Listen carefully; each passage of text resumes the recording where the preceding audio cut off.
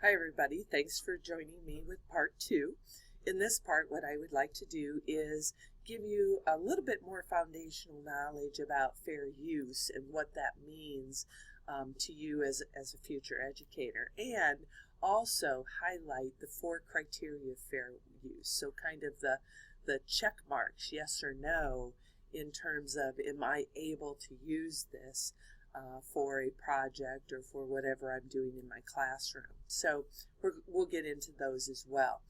Before I start on that, I want to just not really back up, but another reason about why copyright and why this fits for you in our journey in 201 this semester.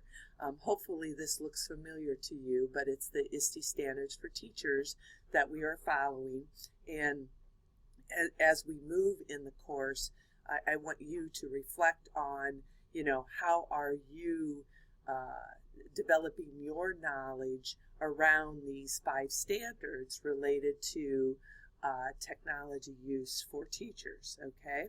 And as we look at these, as you know, there are 5 of them, and we'll look at them in different ways because, again, as I've told you over and over, we can't do everything in 201, but we're at least going to try to provide you with a basis of gaining knowledge in hopefully most of these. If you look at number 4 really is situated in what we're talking about now, promoting and modeling digital citizenship and responsibility. And if you further look at the benchmark A, it's all about advocating, modeling, and teaching safe, legal, and ethical use of digital information and technology, including respect for copyright, intellectual property, and the appropriate documentation of resources. So for the next week or so, that's where we're really going to be. We're really going to be situating you in a knowledge base of, you know what, I need to learn about this stuff as I practice it with my students, okay? So that sets us up for this idea of fair use. I titled this slide, Teachers Cry Fair Use, and I do it mostly, it's maybe my generation more than yours, but I think when we go out into classrooms, when we look at what people are doing and how they're using technology and what they're using in technology in their classrooms, if you ask most educators, how, can you legally use this, or should you be using this in your classroom? They'll say, oh yeah, I can do that because of fair use. Look at the reasons suggested at the bottom of the slide is, as long as it's done in school, I can do it. If it benefits my kids, it's okay. We're not making any money on it, so sure, I can use it. And those responses are true to an extent, but what I really want to do now is provide you with kind of a foundational understanding of these 4 criteria of fair use, because what we can't say is just because it's fair use, just because, as that first quote denotes there, if I fall under fair use if it's criticism, comment, news reporting, teaching, scholarship, or research. And teaching's there, so I must be okay.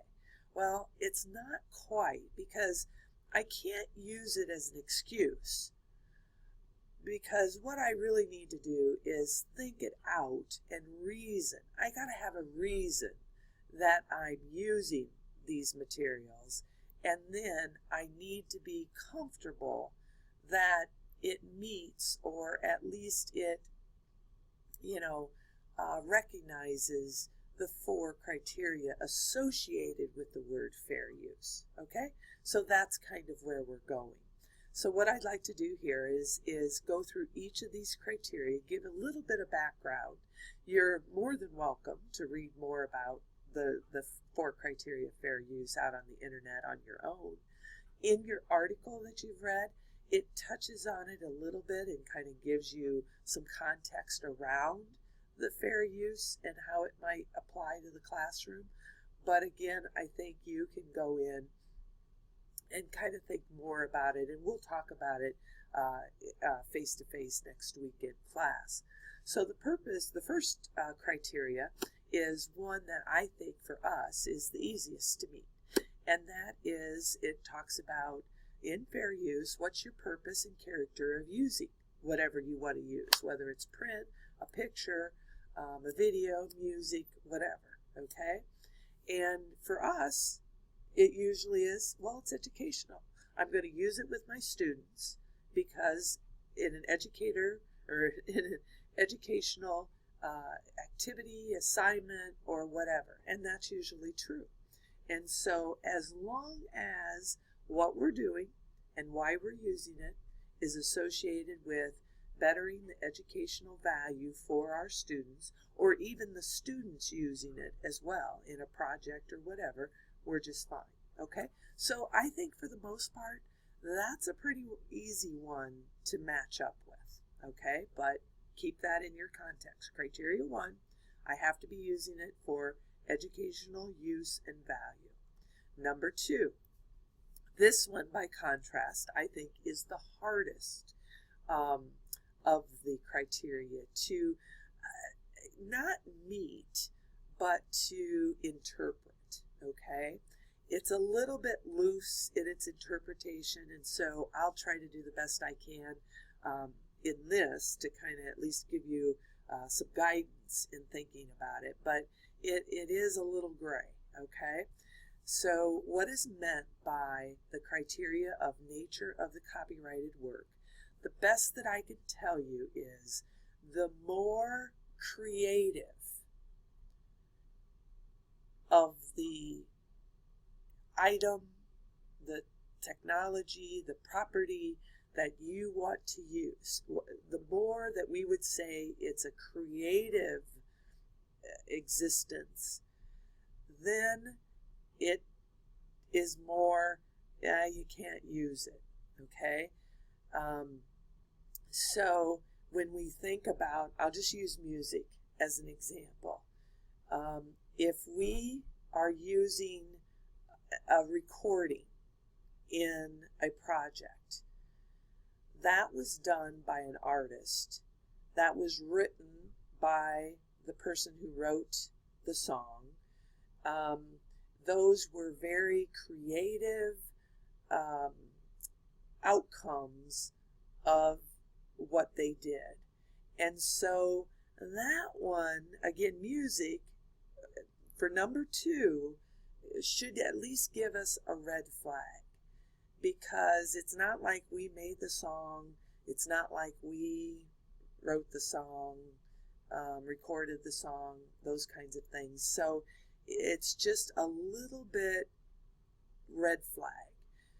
On the other end, if it's more factual based, it's things that we see all the time, like the Declaration of Independence. The Declaration of Independence, if I wanted to use like the Bill of Rights or something in my social studies class to talk about one of the Bill of Rights, number 1, it's public domain because it's been around in existence for so long. So again, that's okay. But it's, every time I see the Bill of Rights, it's the same thing. It's not like it's that creative. It was creative at the time, but at this point in time, it's pretty fact-based. It's nothing that I'm going to see different and at different places. So that's kind of what they're talking about, the nature of copyrighted work. The more creative something is, whether it's text, music, video, whatever, the more the red flag goes up for fair use. At least we have to take into account the other 3 a little bit more, okay? So think of it in that way. It's not like I can't use something if it isn't creative, but then I better pay close attention to the other 2 as well, okay? Number 3. Number 3 is the amount to be copied in relation to the work as a whole. This one we need to really pay attention to, okay? Everything that we copy, according to copyright, it's when we break copyright is when we use the entire thing of something. And so what fair use has said is we have we have amounts of something that we can use. And so that's true again. So with music, instead of using the whole thing, I could use part of it. And we will specifically talk about what those amounts are next week in class, but be thinking about, okay, if I use the whole thing, okay, I'm more likely to be breaking copyright and fair use than if I use just part of it. And so we can use part of print, we can use part of video, we can use part of music, we can use part of whatever, okay? So again, that's part of the criteria, okay? The last one is the effect of the use upon the potential market or value of the copyrighted work. This one is typically pretty easy for us to do because in education, I don't think we're seeking profit in projects that we make, in lesson plans that we write, and those kinds of things. So when we use things, and as long as we're not significantly impacting the market value of something, we should be okay. So this one is usually an easy one to check off as well. For this one to illustrate, I'm going to stay with music, and I'm just going to use a personal example of where I think it crosses the line. My husband and I attended a family wedding several years ago, and as you know, that in weddings, some of the end things are to give people who come to the wedding a little gift, a parting gift or whatever. Sometimes it's chocolate, sometimes it's more than that or whatever, okay? So at this wedding, the gift for the guests was an actual CD that had been burned to that, and included on that CD was all the bride, the grooms, and the entire wedding party. They had each selected their favorite song, and then they burned the CD and then gave it to the guests. I was like horrified as an ethical educator that even in personal use, you guys, this is so illegal. And you've heard the music examples and so forth, of downloading music illegally. Now, they probably attained their copy legally. The bride downloaded her favorite song, paid 99 cents or whatever on iTunes, and that was that. I paid for it, so it's mine. Not exactly. Okay, you paid for it, you can use it, but you can't just give it away to everybody else because there were 300 people at this wedding. So those 300 people go home with a CD with these music, these songs on it. We're not going to buy it, okay? We're not going to buy it. We don't have to now because we got it free, okay? But we attained it illegally, really. I mean, seriously, okay? So, again, obviously I didn't say anything. There's a place and a time for that, but we didn't take him home. I wouldn't let my husband take it home either because it was very inappropriate, very inappropriate. But it goes to show how people in general are just oblivious to fair use and the ethical use of technologies in our environment. And so even professionally, personally, we need to be careful, and we need to be those ethical models for others, okay? So with that, I'm going to,